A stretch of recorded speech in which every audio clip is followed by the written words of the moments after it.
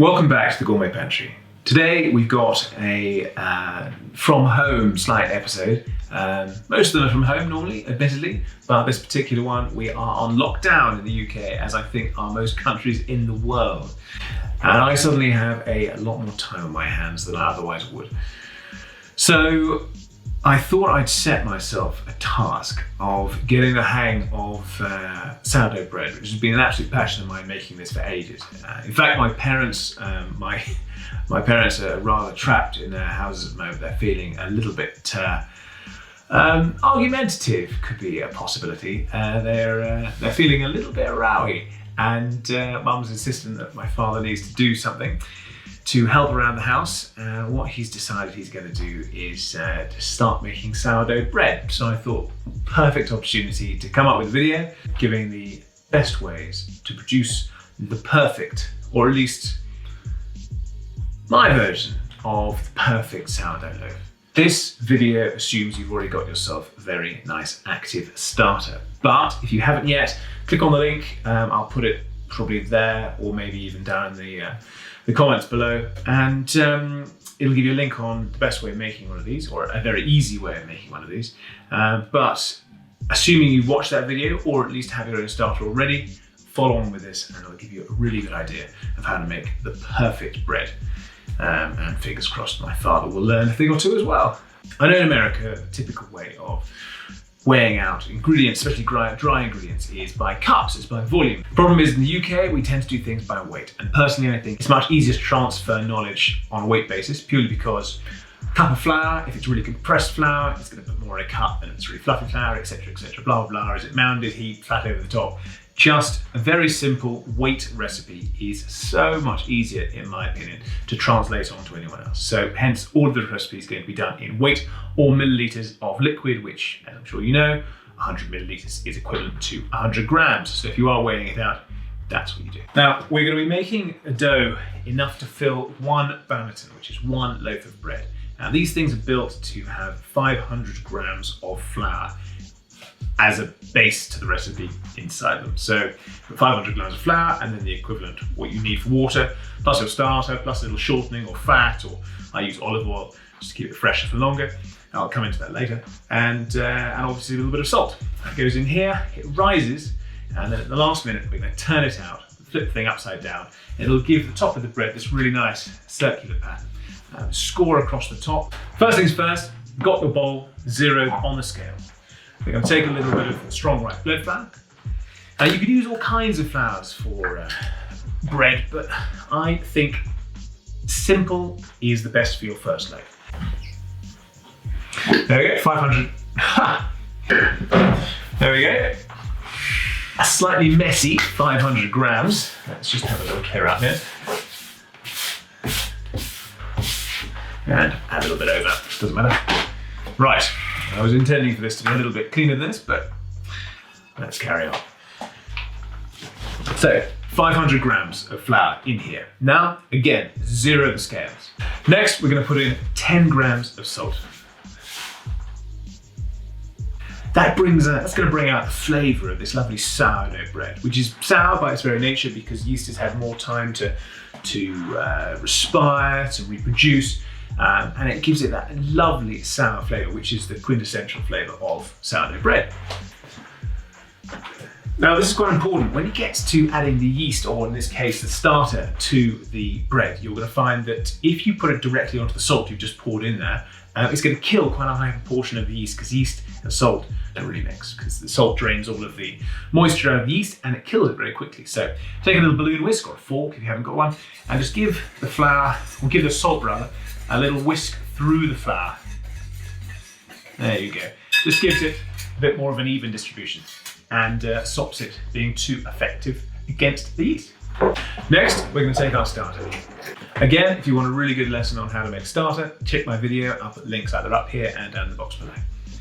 We want to put about 100 grams of our starter into this flour.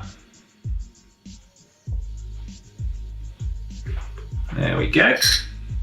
Lovely. A little bit over, not the end of the world. This is all about feel, this recipe. You'll find with different flours, different temperatures, different humidities, different starters. Some might be looser, i.e. with more moisture. Some might be firmer with less moisture.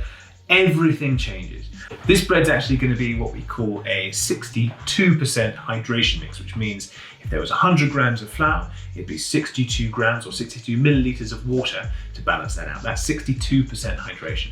It's a really good starting level for sourdough bread. It's not too dry, so you can still feel what it's going to be like as a sourdough loaf.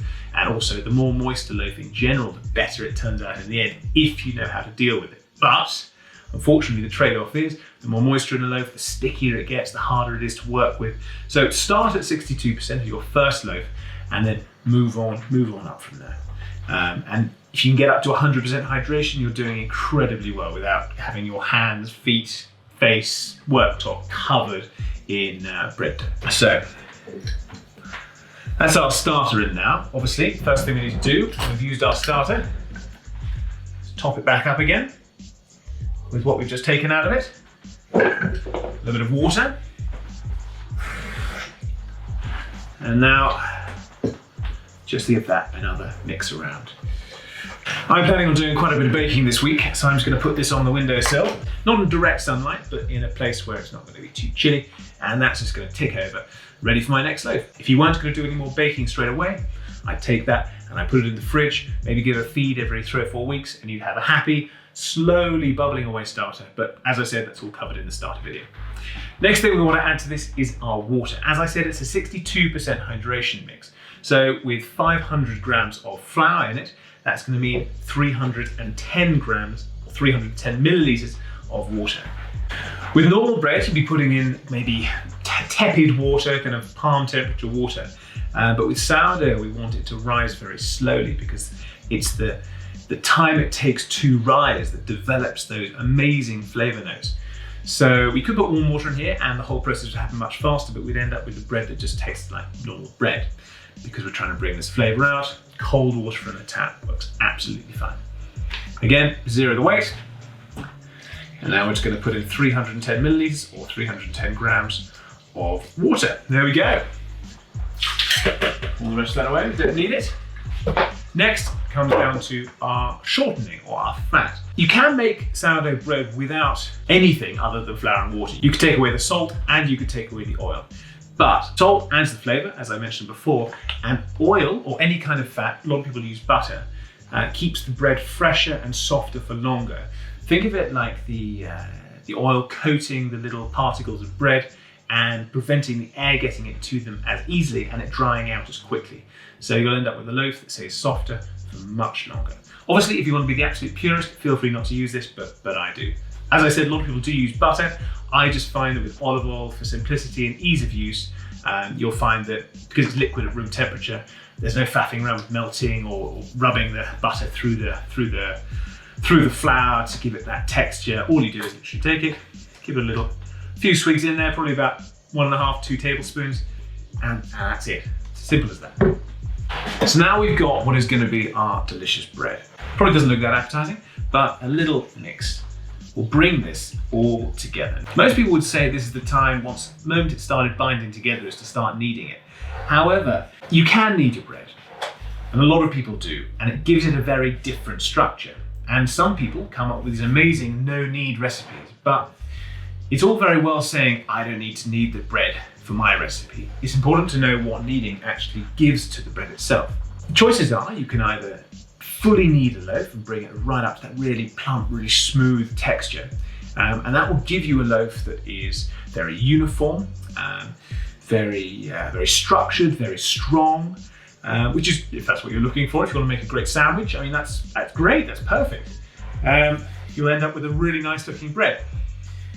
If you decide you can't be bothered to knead it at all, and you literally just mix it into a ball, like I'm kind of doing here, and then you literally just leave that for a day to rise, it'll turn into bread, but you're going to end up with a much more rustic loaf. So because the yeast hasn't been redistributed amongst the bread very much, you're going to end up with little clumps of yeast where they've created massive kind of caves inside the bread. You'll have other very undeveloped parts of the bread, and it will look really rustic. It's perfect name for it, really. Proper rustic loaf. Nothing wrong with that if that's what you want. Easy to do. That's what you would do at this stage. And also saves any mess with kneading and is a much easier bread to make.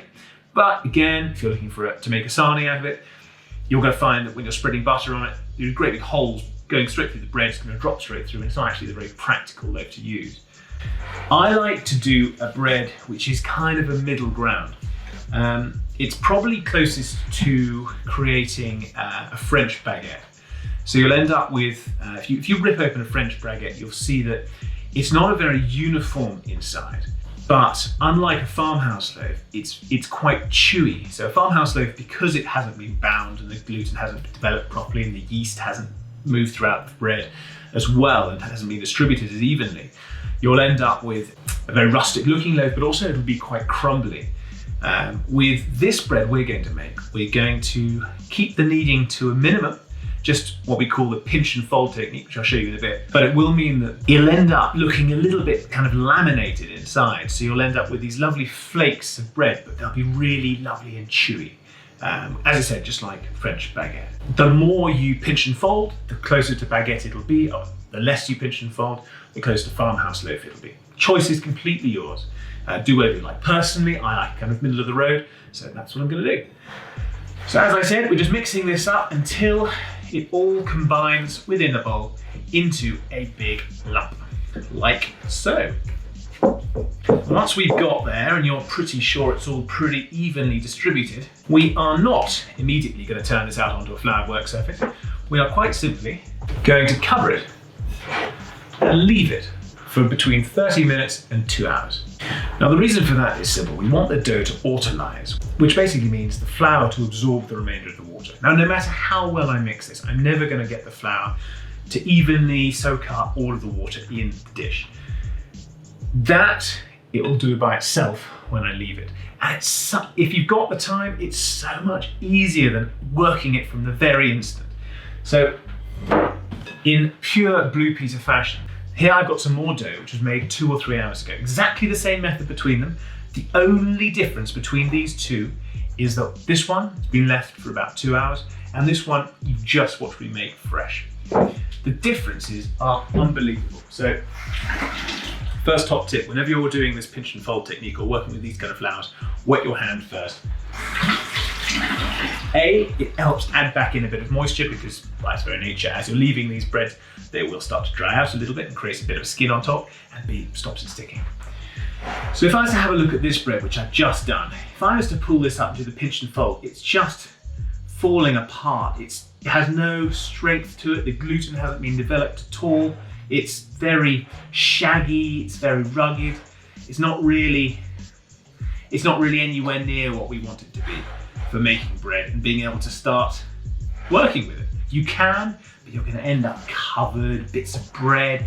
You're gonna end up losing about a quarter of it just on the worktop if you start kneading it on that. So this is the one we're gonna leave. Now this one, we have already left, and you can tell the structure of it. Look at the difference in the structure of that. It can stretch, it's got that silky feel to it. And you can really stretch it up to about here. I mean, it's completely different. Look at this. So what we're gonna do is, if I was to fold this over here, like that, fold that once over, and fold this one once over, you can see the difference in the structure. It's so much smoother, so much rubberier, and this one is just completely rugged and not looking great. So this is the one we're going to be working on. This is the standard pinch and fold technique. I'm going to take the edge of the bread where it meets the bowl, give it a little pinch, fold it into the middle. Turn the bowl slightly, about 30 degrees. Pinch another little bit, turn it in, turn 30 degrees.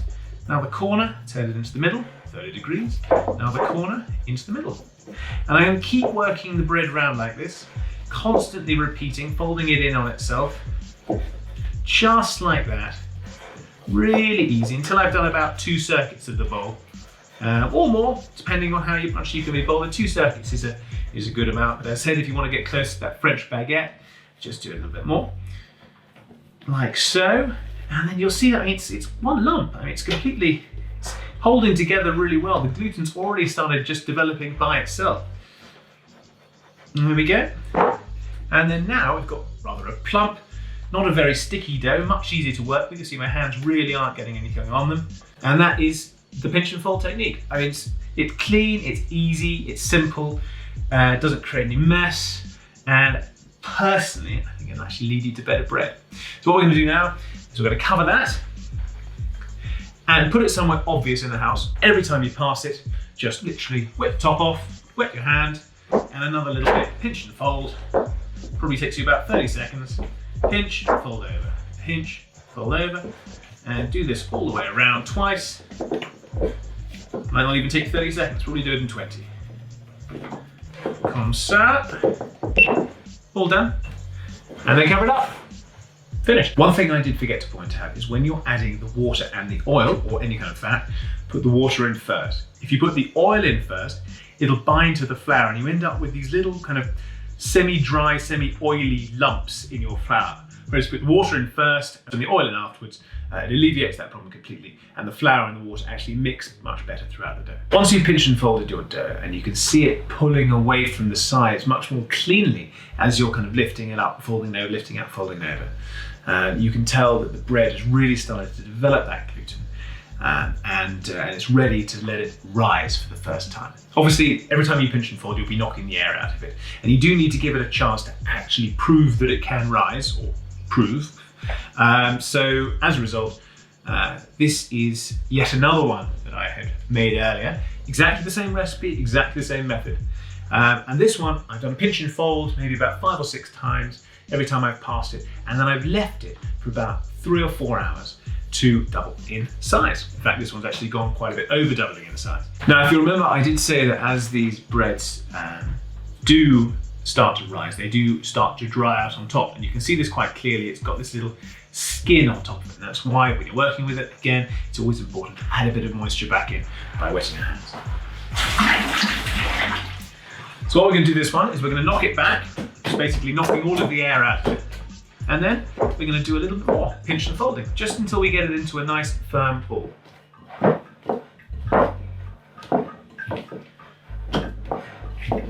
Now you'll feel quite loose to start with, but don't worry, the more you pinch and fold, it'll start tightening up into a much tighter shape.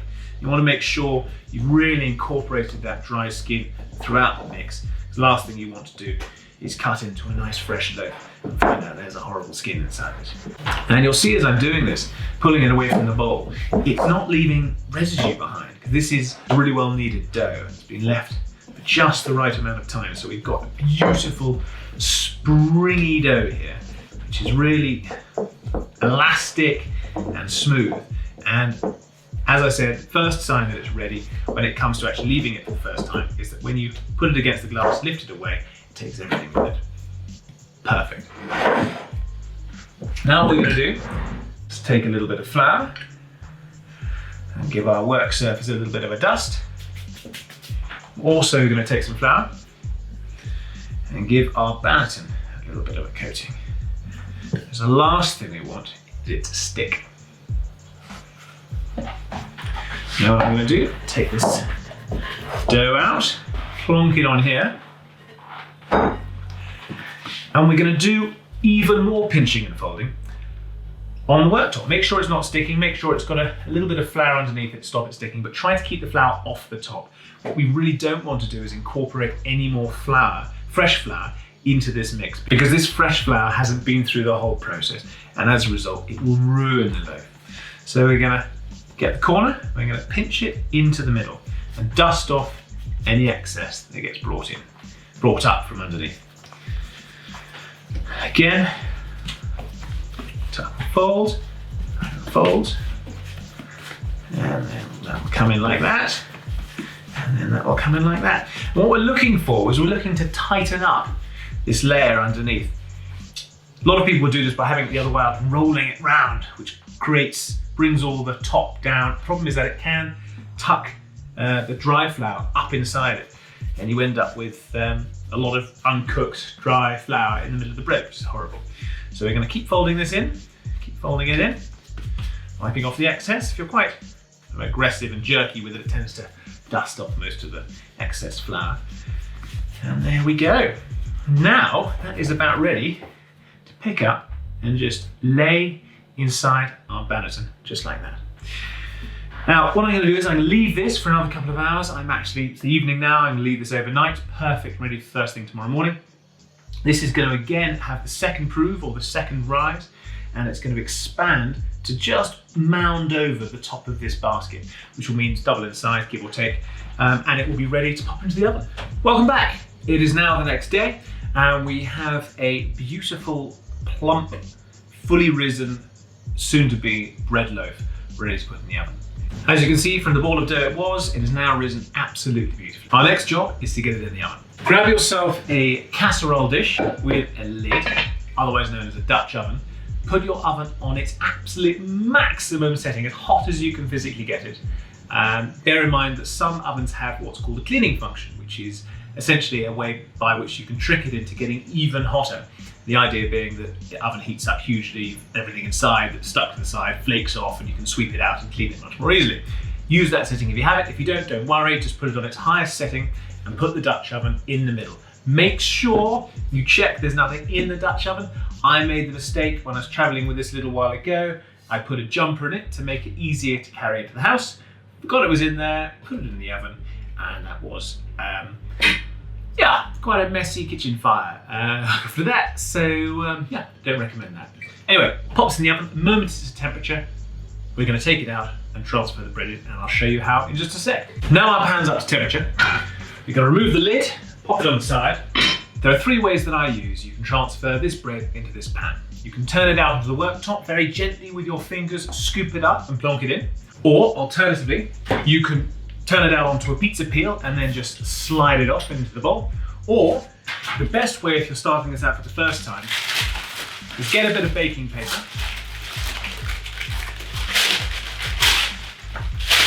give it a scrumple up, which makes it much better conforming to the bread and not so rigid.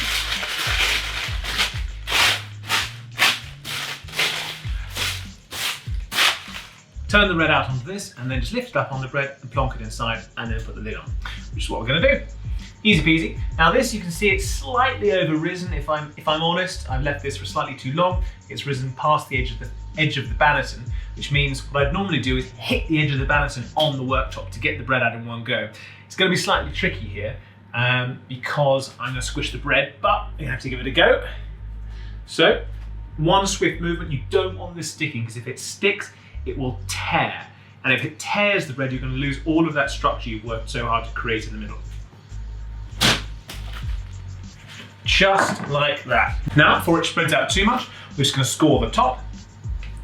Just do a very standard cross, like that, with a very sharp razor. Got these from the supermarket, £2 for about 10 of them. Very easy. Transfer this into here, just like that. Get this very hot lid onto the top and pop that back in the oven. Set your timer for 20 minutes. Now it's time for my absolute favourite part of any bread baking, is to check on the oven spring. Basically, when you put it into that hot Dutch oven, the air inside the bread will just expand at a very fast rate, pushing the bread up into this amazing puffball of just deliciousness. And also putting the lid on keeps the moisture content very high in that little area above the bread. And that's absolutely key, because if the top of the bread dries out, then it will create a crust over the top too early, which means that the bread can't expand as much as you'd like it to. That's why people go, if you don't use the Dutch oven method, there are lots of other methods of baking bread, obviously. If you don't use the Dutch oven method and you put it in the oven just on its own, you'll find that it won't rise much, it'll be quite dense. And lots of people have some quite clever methods for injecting a lot of moisture into the oven when you're baking it. Like, for instance, you could put a little baking tray of water underneath the bread, so that as it heats, it kind of steams it for the first part of the cooking. Some people spray in the oven. Some people put these like lava rocks in a baking tray and pour a kettle over that before shoving it in, creating a lot of steam.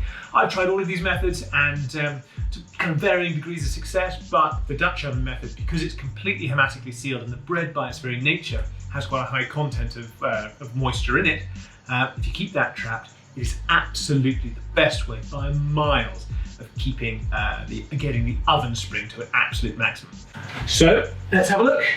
Look at that, absolutely massive. It's at least doubled in size, probably tripled in size. Only thing I don't like about it is the only problem with using baking paper is you'll see that as the little ripples around the edge create this patination around the edge of the bread. You'll see it clearly when I get it out. So now we've taken the lid off the bread. I'm going to put it back in the oven, wind it down to about 160, and we'll leave it in there for another 20 minutes just for the top to brown.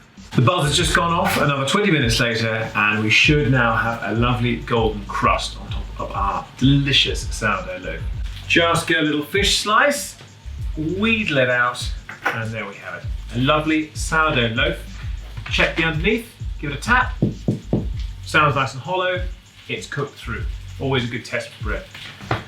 We can't eat this straight away, unfortunately. We've got to let it cool down a little bit first. If you try and cook it into it now, the bread will go really gummy in between the layers and it won't be very nice. So all we do is get a little tea towel, pop it there, and then just wrap it up. Now we do this to allow the moisture that's escaping from the bread to really soften the crust. I love the flavour of a nice brown crust, but I don't like it to be as crunchy. I like it to be a bit softer, easier to cut through. But if you like it crunchy, don't do this stage, just leave it to cool on its own, open to the elements. And we'll come back to that in about 20 minutes and have a taste. Incidentally, just while we're waiting for that to cool down, I've got another loaf here, which obviously I was making when I've been making everything else. And I'll give you a quick demo of how easy it is to use the peel to drop it into the Dutch oven. If you notice with this bread we've just done, it has kind of rivulets around the edge, and that's where, as the baking paper comes up around it, it creates these folds. Personally, I don't like that look. I prefer it to be a bit uniform, a bit more round. It's pure aesthetics. It doesn't change the flavour of it in any way whatsoever. But just because I'm a bit of a perfectionist, I'll show you how to do it with the peel. So this is a pizza peel. It's what you use to shove a pizza in and out of an oven. Very useful thing to have if you make a lot of pizzas. Very easy to find. I think this one was about £5 from B&Q, which is a Home Depot store. Get a little bit of flour. Just light dusting on here just so it doesn't stick. I turn this out like that. Grab our razor blade. Let's do a slightly different pattern on this one. Maybe cut it around the edge like that. And hope that this is going to fold open. Look quite nice. Then we get our Dutch oven. And theoretically, we should be able to just slide that in there. As easy as that. Pop the lid on, back in the oven, just like before.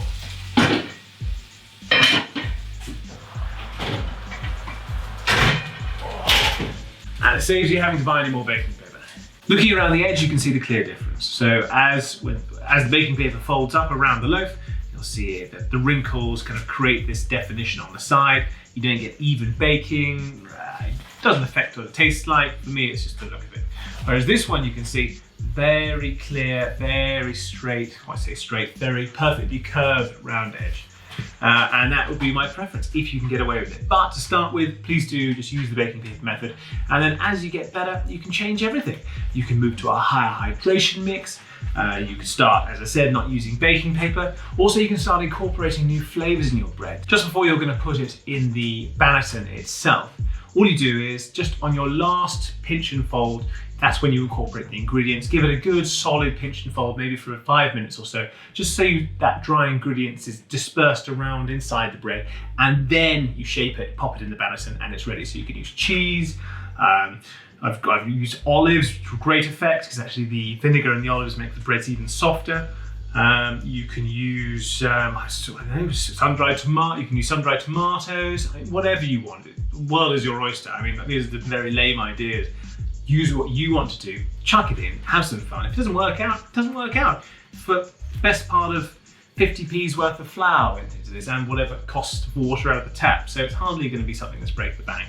Experiment, have fun, and enjoy. If you have any questions at all, as always, pop them in the box below. and I'll get back to you as soon as I can. I read all of the comments. Really kind of you to be commenting on the videos, and I really appreciate it. If I don't get back to you, I'm sorry, but quite a few do come in. But as I said, I do read every single one, and I massively appreciate all of your positive feedback. If you want me to do anything else, if any other questions in the kitchen or issues you're facing, please do let me know, and I'll do my best to answer them, and the best I can. In the meantime, enjoy, stay safe, stay inside, look after your parents, look after any aged relatives, check on your neighbours, obviously keeping a fair distance away from them, and like, subscribe, and also I've now opened up the Gourmet Pantry website, a link for which I'll put in the information under this video. That will have a full breakdown, printable breakdown of exactly what I've done today, with a little bit more, going more in depth into various parts of it and the reasons why I've done some of the things that I've done, the reasons why I think they're better than other methods. Please do have a read of that. Any problems, let me know. Before we go, let's just have a little cut into one of these loaves to see what we've actually created. Oh, it's so soft. Look at that.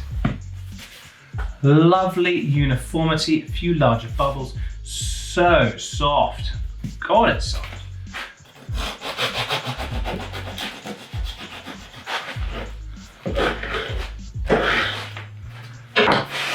Quick slice of bread. Let's have a little taste, see what it tastes like.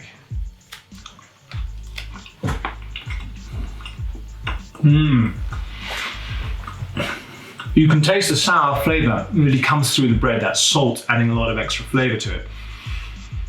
Got the softness from the olive oil, lovely and warm still from the oven, and so chewy. Oh, absolutely delicious bread. Highly recommend it. Please, please do give it a go. And don't forget, no matter how good you are at this stage, the more you make, even if you don't change anything at all, the better your bread will get. I know it sounds mad, if you don't change anything, it should be exactly the same every time, but it honestly isn't. I don't know what changes. Every single loaf I make is better every time. And the more you make, it'll be the same with you. So best of luck.